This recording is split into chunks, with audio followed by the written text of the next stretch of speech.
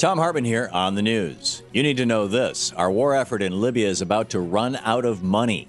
Yesterday, lawmakers in the House of Representatives passed an amendment to the military appropriations bill that cuts off all funding for operations in Libya moving forward. The amendment was introduced by Democrat Brad Sherman, who said that the Libya conflict is in violation of the War Powers Resolution that gives the president a 60-day blank check for warfare before he must seek approval from the legislative branch. The war in Libya passed that 60-day mark at the beginning of the month, and now Congress wants their say in the matter. This amendment still needs to be approved by the Senate and again in the House to officially cut off funding for the war. But since the measure passed overwhelmingly, a vote of 248 to 163, this is a big sign that our lawmakers are growing tired of endless American wars in the Arab world. In our Wall Street wins, Main Street is screwed news. J.P. Morgan Chase, a bank that received $25 billion in bailout money courtesy of you and me, just recorded its highest quarterly profits ever, stashing $5.6 billion in profits into its vaults. If you add that to last year's profits of $17 billion, the bank is sitting on a mountain of cash. But down on Main Street, particularly in Jefferson County, Alabama, desperate measures are being resorted to just to survive. Interestingly, Jefferson County and J.P. Morgan Chase have a history together. A few years back, when the county was looking to build a new sewer system, they sought financing help from J.P. Morgan Chase.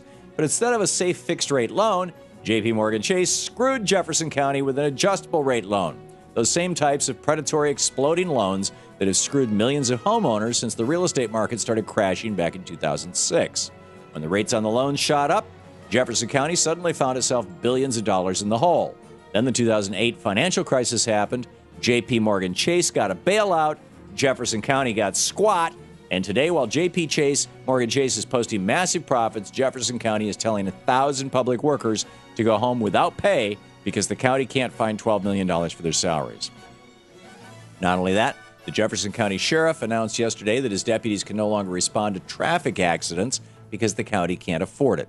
The $12 million that Jefferson County needs to pay salaries and keep operating normally represents just 0.2% of the first quarter profits that J.P. Morgan Chase made. Welcome to a Wall Street-dominated America where a handful of executives in the big banks make tens of billions of dollars while entire cities go bankrupt. In the best of the rest of the news, yesterday President Obama met with some of America's top CEOs who make up the President's Advisory Job Council.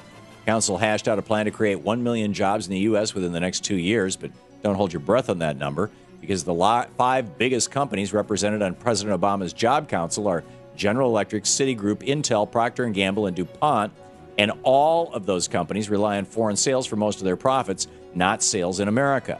As in, they care a hell of a lot more about economic recovery elsewhere around the world than right here in the United States. That's why these corporations are making record profits while the American economy is still tanking.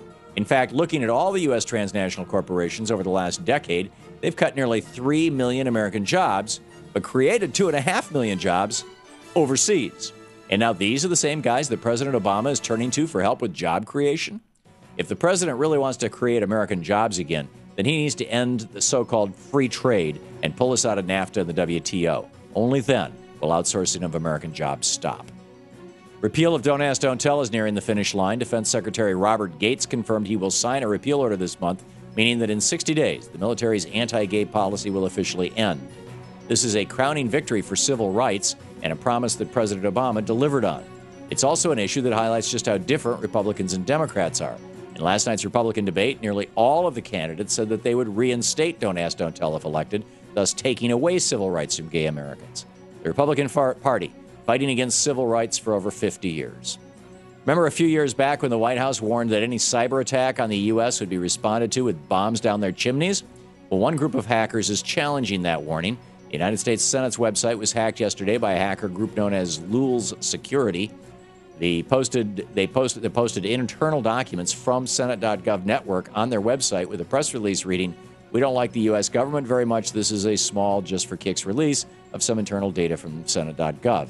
Is this an act of war, gentlemen?" The Senate Sergeant-at-Arms confirmed yesterday that the Senate website was indeed hacked, but no individual user accounts were compromised. Lulz Security has also claimed responsibility for hacking into the websites of Sony and PBS. New Jersey is becoming ground zero in the Republican campaign to turn public schools into corporate profit centers. Governor Christie's education plans include a new $825 million private school and voucher program paid for by cutting $820 million out of the public education budget. The program was designed by Christie and his education commissioner, Christopher Surf, who just happened to be previously the president of the world's largest for-profit school corporation, Edison Schools, Inc. So is this just a case of Republicans believing that privatization is always better? Not exactly. Turns out that Governor Christie used to be a lobbyist on behalf of Edison Schools, Inc., and routinely lobbied the state on behalf of private schools. And now as governor, Christie is giving the ultimate kickback to his former employer. He's giving them the state's entire public education system and over $800 million. Chris Christie, the best governor money can buy. And that's the way it is today, Tuesday, June 14th, 2011. I'm Thom Hartmann on the news.